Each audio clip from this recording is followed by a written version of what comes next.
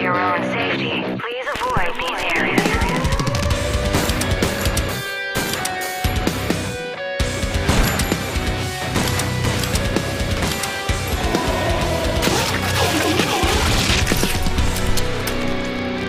Bonsoir tout le monde, salut Kevin. Salut. Ça va? Ça va et toi? Ça va très bien, merci. Bienvenue dans ce nouveau numéro de Classé 18+, un numéro de Classé 18+, qui sera bien comme tous les autres, mais si vous ne croyez pas, je vous propose de regarder le sommaire. Et on commence ce nouveau numéro de Classé 18+, avec la critique de l'extension de The Witcher 3, Hearts of Stone. Et ensuite, on enchaînera avec la critique de Project Zero, la prêtresse des eaux noires. Mais tout de suite, Les news.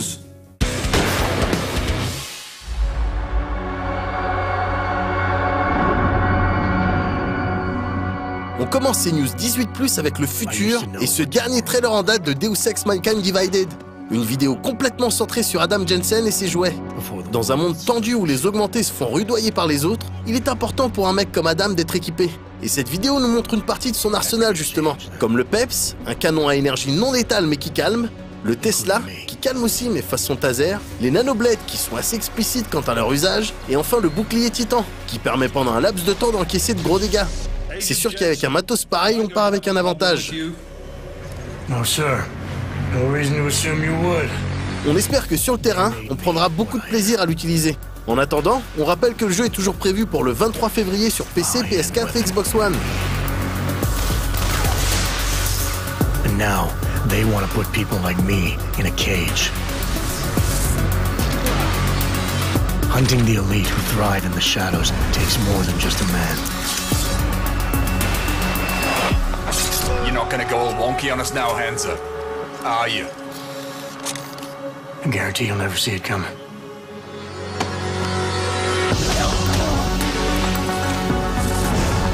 It takes a weapon who chooses to believe a better future is possible.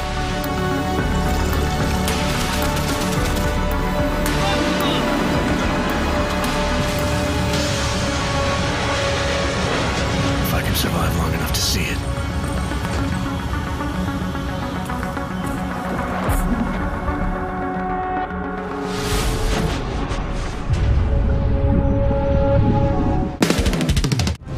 Le 17 novembre prochain sortira le 6e et dernier épisode du Game of Thrones développé par Telltale. À cette occasion, on a eu droit à une petite vidéo dans laquelle une partie des comédiens de la série nous explique que le jeu est vraiment pas mal quand même. Has this wonderful ability of giving a Game of Thrones fan the experience of meeting these different characters, going to these different places, and really expanding their enjoyment and richness of the Game of Thrones experience. Telltale en a également profité pour rendre gratuit le tout premier épisode, histoire d'appâter quelques nouveaux joueurs, mais pas PC, uniquement sur toutes les autres plateformes, pas PC. Ça reste tout de même une initiative plutôt sympa, et ça peut remplir nos longues soirées d'hiver, qui vient d'ailleurs. We out here gangbanging like it's 91. You feel me? Une petite news rapide maintenant pour parler de la disponibilité très récente de Lowriders pour GTA Online. Cette mise à jour automatique et gratuite se pointe comme son nom l'indique, avec de nouvelles options de customisation pour vos caisses. La marque, qui a su rester ghetto, vous proposera également de nouveaux défis à base de drive-by, on imagine. Le tout s'accompagne, comme souvent, de plein d'autres éléments comme des armes, des nouvelles options pour l'éditeur de niveau ou même de nouveaux modes de jeu. Bref, c'est assez agréable de constater que GTA Online continue d'être littéralement abreuvé de nouveaux contenus. It take more than 3 lunatic gangs and no ideas to stop Lamar Davis. Move it! J'ai quelques secondes pour vous dire que The Following, l'extension de Dying Light, arrivera au premier trimestre 2016. Je sais pas encore si ça sera de la dynamite par contre, ça sert à rien de me demander. After it happened, I expected someone to do something. Un petit mot maintenant sur un projet Kickstarter susceptible d'en chauffer quelques-uns. Questions and concerns. Vendredi 13, qui se positionne comme un jeu d'horreur à la 3e personne, exclusivement multi. On a affaire ici à du 7 contre 1, donc un peu plus vénère qu'un Evolve. À la base, le jeu devait s'appeler Summer Camp et mettre en scène des jeunes adultes en galère, comme on peut en voir dans tout un tas de slashers. Sean Cunningham, le réalisateur de Vendredi 13, s'est alors intéressé au projet et a lui-même pris l'initiative de contacter l'équipe, histoire de voir ce qu'on pouvait faire. Le résultat, c'est une campagne de financement participatif qui demande 700 000 $ et qui a réuni pour le moment presque les 3 quarts. On imagine que l'objectif sera atteint, mais on vous avoue qu'on reste méfiant. Les features annoncées nous paraissant pour le moment encore très floues. Boy, my sweet, sweet Jason.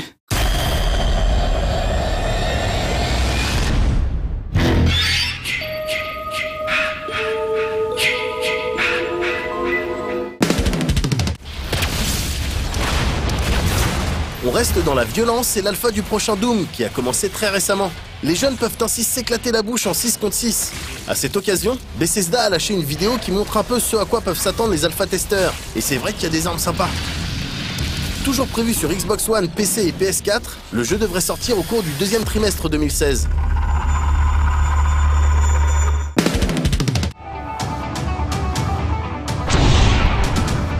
Et on termine ces news avec Yakuza 5, à défaut d'avoir de bonnes nouvelles à partager concernant des épisodes plus actuels. Sorti en 2012 au Japon uniquement, le 5e volet de la série de Sega s'apprête à débarquer en Europe, grâce à une localisation en grande partie gérée par Sony. La sortie devrait se faire aux alentours de mi-novembre si tout se passe bien, et en dématérialisé sur PS3 uniquement. Autant dire que les objectifs de vente ne doivent pas être bien hauts. Et pourtant, il s'agit peut-être d'une espèce de prise de température de la part de Sega et Sony, avant la sortie du remake du premier épisode, Kiwami, mais aussi celle du 6e volet, prévu un de ces 4 sur PlayStation 4. En attendant, cette sortie en catimini marque tout de même le retour de la série en Europe après une pause de près de 4 ans. Et rien que ça fait plaisir.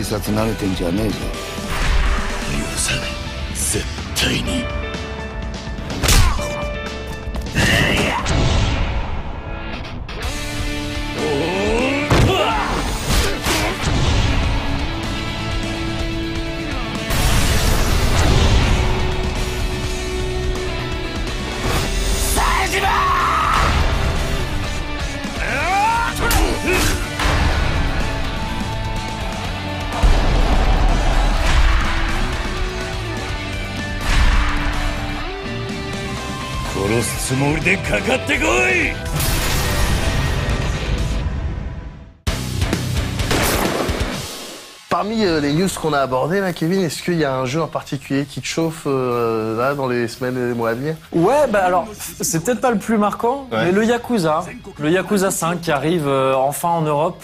Alors sur PS3 et en démat uniquement. Donc autant dire que ça existe pas. Ça existe pas vraiment. En 2015, c'est un peu compliqué de vendre un jeu dans ces conditions-là. Mais ouais, Yakuza, parce que retour de la série en Occident. En Europe, ça faisait depuis, je crois, 2012 qu'on n'avait pas eu de Yakuza en Europe. Donc moi, ça me fait plaisir de voir cette série revenir. Juste pour ça. Et parce que ça augure peut-être des bonnes nouvelles pour la localisation du prochain épisode qui est en développement. Donc voilà, c'est ça que je retiens. T'avais eu l'occasion, toi, de faire un peu les Yakuza? Non, j'ai jamais touché en fait à Yakuza. Je pense, on en parlait un petit peu tout à l'heure, je te pose cette question, mais j'ai déjà la réponse. Je pense que t'aurais moyen d'y trouver vraiment du kiff. C'est pas impossible parce que il y a des univers qui me plaisent. D'autant que je crois savoir qu'il y avait un épisode qui se passait à l'époque où t'avais des samouraïs. Ouais, à l'époque de Miyamoto Musashi. Oui, c'était le Kenzan sur PS3 et qui était excellent, qui n'est jamais sorti du Japon tout court, celui-là, même pas aux États-Unis. C'était excellent. Mais sinon, même les épisodes à l'époque moderne. Bon bah tu traces dans Kabukicho, enfin dans l'équivalent de Yakuza, tu fais un peu la bagarre. T'as un costume de Yakuza. Après, tu vas faire du pachinko. Non, c'est bien. Ah, c'est un pachinko. Ouais. Et tu vois des hôtesses, tu vois des hôtesses si tu veux. Tu vas dans des bars à whisky. Voilà, non, c'est très très bien. Tu consommes avec modération. Tu consommes avec modération pour un Yakuza.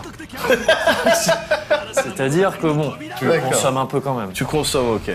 Mais voilà, et puis il y a un truc aussi avec les Yakuza, c'est que si t'as envie de voir à quoi ressemble le Japon moderne, un peu romancé évidemment, mais ne serait-ce que l'ambiance dans les rues, c'est peut-être cette série qui te le montrera le mieux. D'accord. À des petits degrés à chaque fois, parce que c'est les petits quartiers que tu peux bien explorer, mais l'ambiance qu'il y a dedans, je trouve qu'elle est super bien retranscrite. Parce que j'ai eu l'occasion d'aller au Japon. Plusieurs reprises. Bien sûr.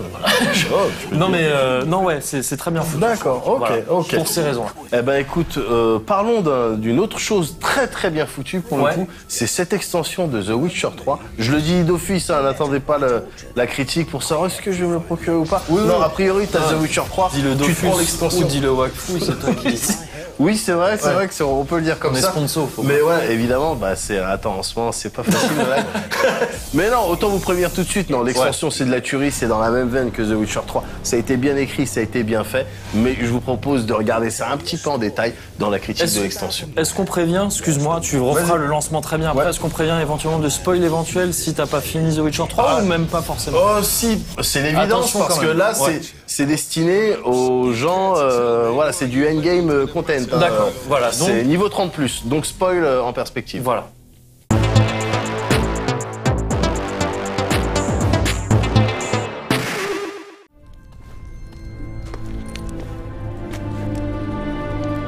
Decaying corpses, slime everywhere, and that stench. This has to be the lair. On ne va pas énumérer une nouvelle fois toutes les raisons pour lesquelles The Witcher 3 est une tuerie séculaire. Une œuvre déjà proche de l'excellence qui s'est affinée au fil des mises à jour et autres DLC gratos en attendant la sortie de Hearts of Stone. Dans le domaine des nouvelles features pré-extension, on évoquera simplement l'ajout d'un coffre dans lequel on peut désormais stocker son matos, ainsi que ce système d'épinglage de recettes de craft, histoire de trouver plus vite les ingrédients qu'il nous manque chez les marchands.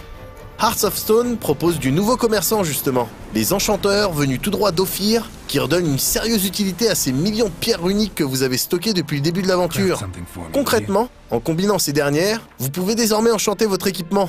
Et on parle pas de buff type plus 1 en force, hein. On parle d'enchantements qui repoussent les flèches, d'ennemis qui explosent s'ils meurent alors qu'ils brûlent, de toutes les pièces d'armure qui peuvent d'un coup être considérées comme légères par exemple, de trucs vénères de ce style. Les différents effets appliqués sur votre équipement offrent ainsi des perspectives plus que sympathiques en termes de nouveaux builds à essayer. Et il ne faudra clairement pas avoir peur de tenter de nouvelles choses, en particulier face à des créatures inédites comme ces araignées massives et bien reloues qui se pointent avec l'extension. Les arachnomorphes sont effectivement redoutables. Elles sont agiles, gardent très bien leur distance, et ce pour mieux vous cracher leur soie à la gueule. Et une fois immobilisées, elles viennent vous becter en groupe. Les quelques boss de l'extension proposent eux aussi du challenge de bâtard. Peut-être un peu trop pour le coup. Mais a priori, la difficulté devrait être revue à la baisse dans un prochain patch. Peu importe, ces défis, on les relève volontiers, ne serait-ce que pour suivre ce bout d'histoire, là encore excessivement bien raconté. What's that? A mark to show we're associates. Dans Hearts of Stone, c'est principalement la région nord-est de Novigrad qui est exploitée, avec un peu d'Oxenfurt, histoire de garder des bases citadines. L'histoire dans laquelle s'embarque Geralt part d'une chasse aux monstres toute conne dans les égouts. Là-bas, il croise une vieille connaissance, Shani, qu'il a manifestement tringlée dans un Witcher précédent, mais ça n'a pas trop d'importance. Toute cette chasse aurait pu se dérouler sans accroc, simplement sa proie n'était pas exactement ce qu'il pensait qu'elle était, et le Geralt se retrouve un peu dans la merde, en particulier avec les gens d'Ophir. Le sorceleur s'en sortira, mais non sans l'aide d'un personnage super mystique, Gunther de Murray, que le joueur a d'ailleurs déjà croisé à Blanchefleur. Manifestement cachotier et définitivement habile lorsqu'il s'agit de dealer des choses, Gunther arrive à persuader Geralt de l'aider à résoudre son problème du moment. Olgierd van Everec, un autre PNJ tout aussi charismatique et très bien écrit, qui vous impliquera également dans ces histoires. Il est assez agréable d'avoir affaire à un Geralt un tout petit peu différent dans cette extension. Un Geralt parfois plus humain, en tout cas moins froid, pragmatique, taciturne et sorceleur en fait que d'habitude.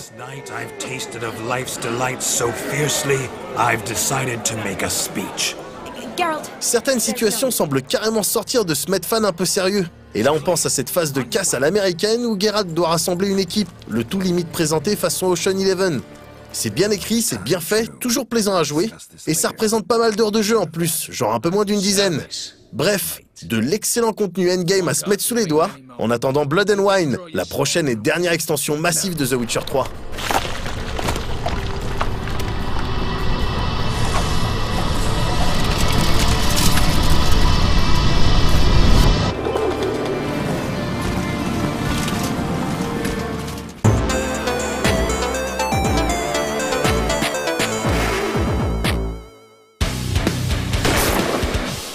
Voilà, donc c'est le kiff, hein, d'autant que cette extension s'accompagnait. Quelques jours auparavant, tu avais une mise à jour massive. Grosse mise à jour, qui était quasiment aussi lourde, je crois, en termes de poids que l'extension. Complètement.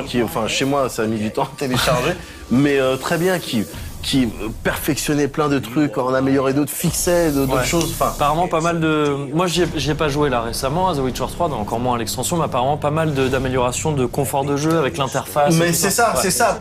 Toutes les... toutes les idées qu'on aurait pu trouver moyennes dans la navigation des menus, par exemple, ou le craft. Tu sais, ne serait-ce que, voilà, t'as besoin de tel ou tel ingrédient pour faire ta recette, pour faire ton item. Bon, ben, il te simplifie tout ça. Maintenant, tu peux épingler les trucs, ils te les met en surbrillance pour dire ça, t'as déjà lu, tu vois.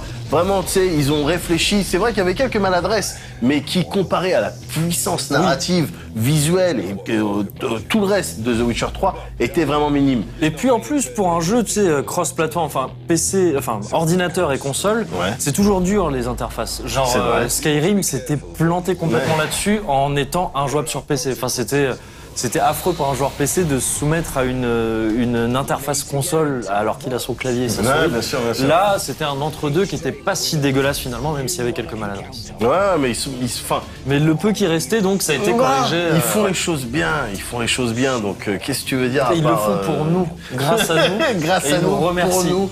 Merci les joueurs, la communauté. Ils font ça très bien aussi, c'est les Project Red. Te donner le sentiment que t'es une grosse boubon. Les nouvelles cartes de Gwent, tu me disais? Il y a du Gwent de manière à chaque fois qu'ils te rajoutent du contenu. Ils avaient déjà par le passé rajouté des nouvelles cartes de Gwent et ils avaient déjà même redessiné certaines cartes parce que t'en avais qui étaient pas dégueulasses, mais attends, on va te faire un autre graphique pour cette carte. Donc voilà, le Gwent il continue à vivre et ça fait plaisir parce que c'est un excellent jeu. Moi j'aime bien. Donc non, pour l'instant c'est du 100%. Hein. On attend du coup la deuxième et dernière grosse extension. Qui est Blood and Wine, je crois, quelque chose comme ça. Je crois que c'est Blood and Wine. Donc déjà avec le titre, emmène-moi dans ton univers. C'est ça. On va regarder maintenant une autre critique. Qui est la critique de Project Zero, la prêtresse des eaux noires. Bah écoute, on va voir la critique, on en parle après. Pas de souci. Allez.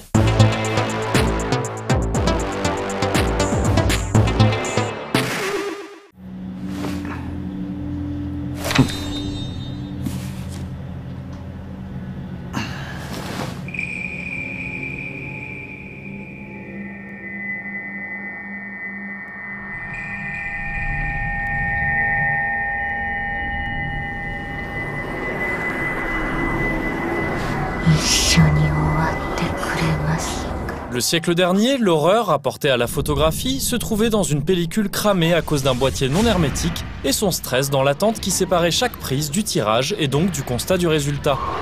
Aujourd'hui, et depuis bientôt 15 ans, Tecmo fait rimer l'horreur de la photo avec mythe japonais et cheveux longs. Pourquoi pas? Non, vraiment, pourquoi pas, quand ça donne Project Zero, soit une des grandes séries du survival horror moderne nippon. Une série construite sur des bases novatrices et peut-être déchue depuis, qui tente avec un nouveau volet sur Wii U de s'offrir un épisode hommage ou peut-être un chant du cygne.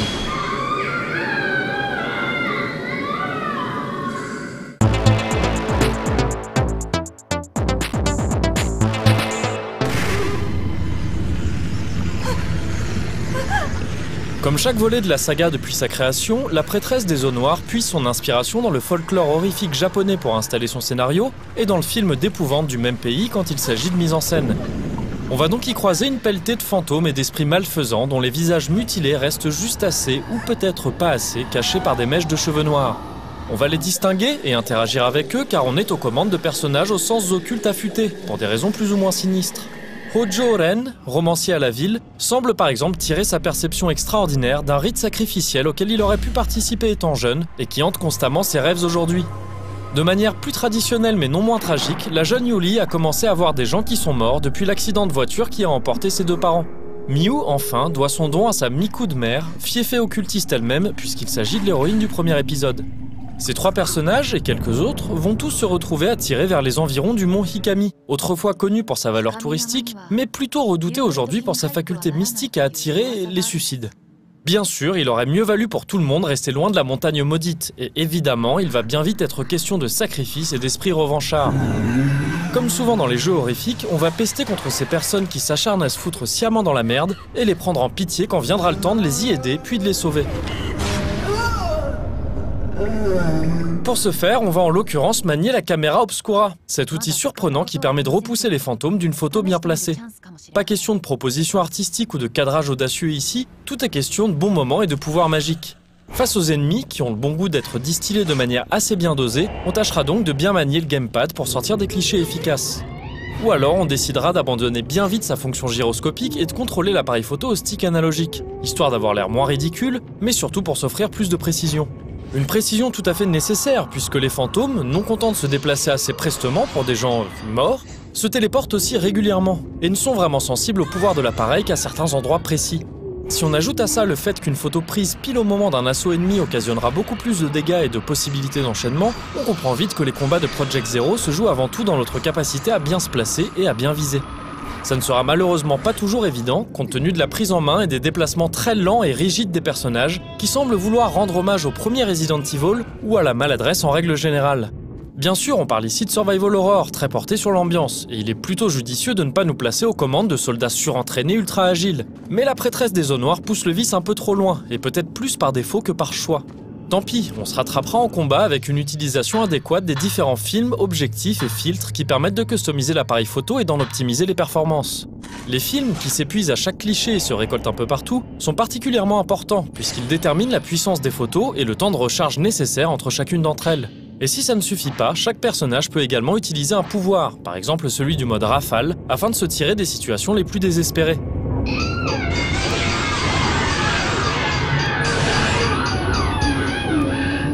Mais finalement, et ça fait autant partie du charme de la série que ça peut être regretté, la caméra obscura se comporte quasiment comme n'importe quelle arme à feu de n'importe quel survival plus bourrin. On gère sa puissance, sa capacité de chargeur, sa vitesse d'utilisation, et on mitraille des ennemis assez résistants contre lesquels se font des combats peut-être un peu trop longs et parfois fastidieux pour être véritablement stressants et horrifiques. Cependant, la prêtresse des eaux noires s'en sort très bien quand il s'agit d'installer et de maintenir une ambiance pesante. Combat mis à part, on évolue avec une impression de vulnérabilité constante, produite par un savant mélange de contexte, de décor et de scénario. Quelques petits détails, comme ses apparitions fréquentes, surprenantes mais inoffensives, contribuent à peser sur le joueur qui ne se sent jamais en sécurité même en ramassant un objet. Et à quelques soucis de maniabilité et de backtracking près, le jeu remplit complètement son rôle en apportant le stress et le malaise qu'on attend de lui, et ce même si la surabondance d'objets de soins fait du game over un souci bien lointain. Et les plus déterminés pourront également y trouver une dimension scoring pas désagréable, qui encourage à refaire chaque niveau après avoir débloqué des améliorations de caméra pour optimiser ses performances et récolter de meilleures notes. Allié à quelques costumes débloquables d'un goût parfois douteux, ce principe donne à la prêtresse des eaux noires la saveur particulière et agréable des survival japonais des années 90. Cette espèce de recul qui fait qu'on accepte peut-être un peu mieux l'idée de flipper comme des caves en photographiant des fantômes absurdes avec un appareil mystique, parce qu'on sait qu'il s'agit avant tout de jeux vidéo.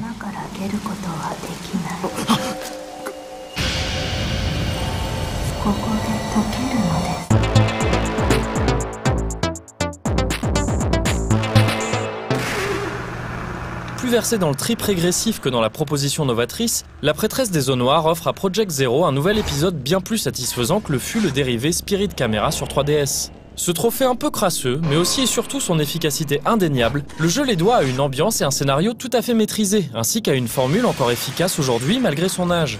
On pourra pester contre ses soucis de maniabilité, ses menus antiques, sa tendance à nous faire visiter 30 fois les mêmes lieux ou sa technique passable, mais il se trouve que ces mêmes éléments ne sont peut-être pas tout à fait étrangers au charme que peut dégager le jeu aujourd'hui. Et de la même manière, l'absence en Occident des ensembles de lingerie qui pouvaient habiller les héroïnes de la version japonaise pourra aussi bien être vue comme un manque cruel et injuste que comme un oubli salvateur. C'est une question de point de vue, un peu comme la photo.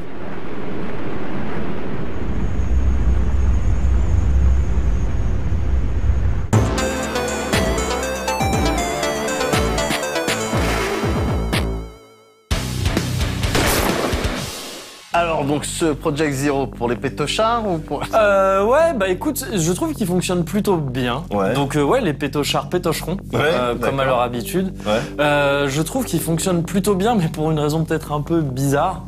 C'est que j'aime bien ce feeling old school dans le sens où ça rappelle vraiment les premiers Project Zero. Ouais. Moi, il se trouve, je dis ça, mais j'étais pas resté à fond sur la série depuis les premiers épisodes. J'avais touché un peu au premier, et je m'en étais éloigné là ces dernières années. Et là, en retrouvant celui-là, je retrouve le jeu à la japonaise de cette époque-là, de l'époque du premier Project Zero. C'est-à-dire avec ça inclut ces menus un peu pétés, cette maniabilité super rigide. Là, pour le coup, c'en est chiant. C'est beaucoup trop rigide. Et ces niveaux notés. Enfin, tu vois, ce genre de trucs. Ça me rappelle vraiment les trucs quand j'ai joué sur PS2, que ce soit les Project Zero ou même les trucs à la c'est un peu plus tiré par les cheveux, mais les Devil May Cry, tout ça, je sais pas, c'est une manière d'aborder le jeu, tu sais, où tu vas être noté dans tes niveaux, après tu vas les refaire en essayant d'améliorer ton score, tu gagnes des points pour augmenter, là en l'occurrence, ton appareil photo. J'aime bien. Mais du coup, ça casse pas un petit peu l'ambiance, un petit peu la flip Forcément un peu, parce que t'abordes ça... Enfin, disons que moi, je vois ces jeux-là comme des jeux qui se font d'une traite dans la première partie, tu vois, où tu vas vraiment être à fond dans le truc, et ça va fonctionner, parce qu'en l'occurrence, là, celui-là, il installe un univers qui fonctionne plutôt bien, un scénar qui casse pas trois pattes à un canard, mais qui fait son taf quand il s'agit de te donner envie de voir la suite. Enfin, tout simplement, tu vois, t'as envie de savoir ce qui se passe. C'est suffisant. Voilà, c'est tout à fait suffisant, et il te met ces situations dégueulasses avec des fantômes dégueulasses qui t'attaquent de manière dégueulasse. Donc voilà, très bien. Et après, si t'as aimé, à côté de ça, tu refais le jeu en essayant de faire des bons scores, de finir les niveaux vite, d'éliminer les fantômes efficacement, etc., pour débloquer des items, des trucs comme ça. Moi, je trouve ça cool. J'aime bien ce principe de jeu, en fait. Et c'est quelque chose, je trouve, qui se perd peut-être un petit peu aujourd'hui et que je trouve très japonais dans l'esprit. Ça me fait vraiment penser à ces jeux. Tu sais, c'est peut-être les reliquats de l'arcade, quoi, quelque part. Et j'adore ça, moi. Moi, ça fonctionne sur moi. Et donc, ce Project Zero a fonctionné sur moi, mais il est peut-être pas si différent des autres de la série. Et peut-être que quelqu'un qui rouille la série depuis le début va dire, bon, ça commence à... Ça va, on a compris. Ou voilà, c'est peut-être le cas. Moi, j'ai fait avec les jumelles, le papillon. Ouais, c'était le 2 ou le 3, je sais plus. C'est possible. J'avais peur, quand même. Ouais, ça fait un petit peu peur. Ça fait peur. Ça fait un petit peu peur. Là, le principe, il fait peur, quoi. Il fait peur. C'est toujours la caméra obscura. C'est toujours ça. Fait peur, ça. Mais là, le truc, c'est que c'est la Wii U, donc la caméra, tu la contrôles avec ton gamepad. Bien sûr. Bon, ça, c'est bien comme ça peut être moins bien parfois quand tu vois, quand tu joues posé comme ça, pépère. Et qu'après, il faut le lever pour. Parfois, c'est un peu chiant, mais tu peux toujours le faire avec le stick droit, donc très bien. Et les affrontements contre les fantômes, ils sont peut-être un peu trop longs.